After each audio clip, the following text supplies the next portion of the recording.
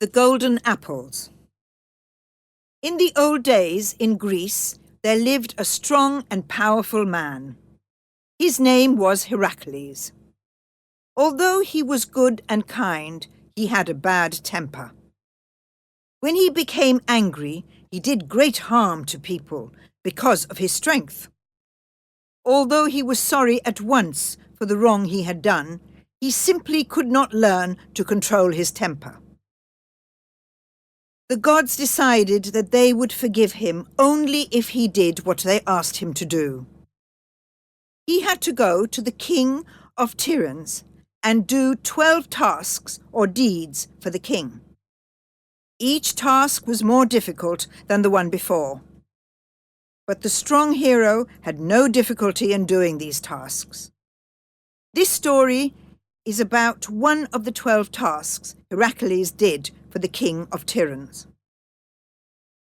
The king of Tyrans ordered Hercules to fetch some golden apples. Hercules did not know where the golden apples were to be found. He went to his kind and wise friend Prometheus for advice. They grow on a tree in a magic garden at the edge of the world. My brother Atlas stands there on a mountain, supporting the sky on his shoulders. Beyond the mountain you will find this garden, said Prometheus. A dragon lies behind that tree.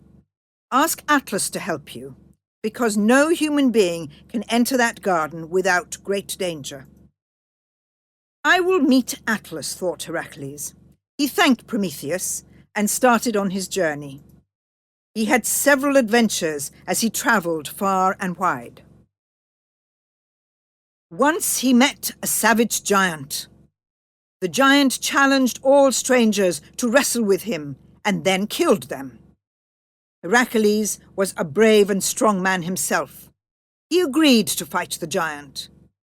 They took hold of one another, bending and swaying, trying to reach each other's throats. Hercules proved to be the stronger, and with a mighty effort threw the giant to the ground. But then a surprising thing happened. The moment the giant touched the earth, all his weariness left him, and he sprang to his feet. He was as fresh and strong as he had been at the beginning of the fight. Astonished, Hercules used all his strength to throw him to the ground again. But the giant was quick to jump back to his feet. Hercules exclaimed, "So that's how you get your strength. This time I will fight you standing. Then if you fall, you will fall upon me." They again wrestled, and this time Hercules lifted the giant above his head and held him there. He did not lower him, even after the giant grew weak. At last he took the giant in his arms, careful not to let even a toe touch the ground. Then he hugged him to death, as a bear might. Then Hercules continued on his way, and soon came to a great mountain, the highest in the world. Atlas stood on the top of the mountain. He was holding up the sky. "I've come to you for help. I am Hercules, and I have to collect 3 golden apples for the king of Tyrans."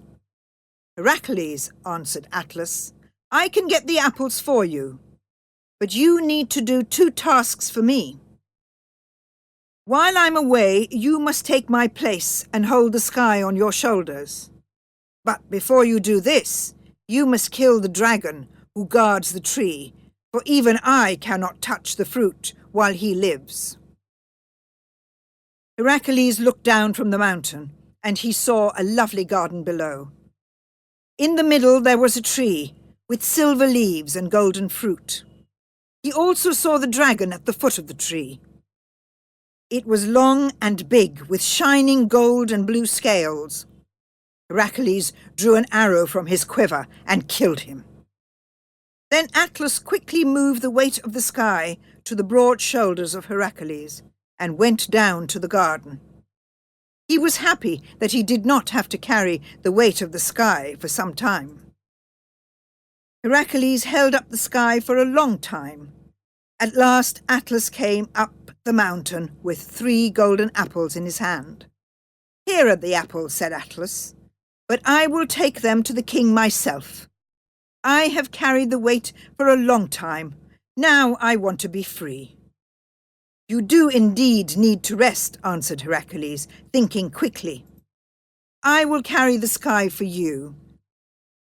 But when you have set it upon my shoulders, I thought I had to carry it just for a short time, so it is not very comfortable. Can you show me how I can carry it more easily?" "Of course I can," replied Atlas. "You should hold it like this. Let me show you." He dropped the golden apples and took the sky on his shoulders once more. Hercules watched carefully. "You know," he said, "you do this job so much better than I do. I think you should continue to do it. I will take the golden apples to the king, as I was asked to do. After all, every man has to do his own task." And Hercules quickly grabbed the golden apples and set off down the mountain. Poor Atlas had not lost his chance to be free.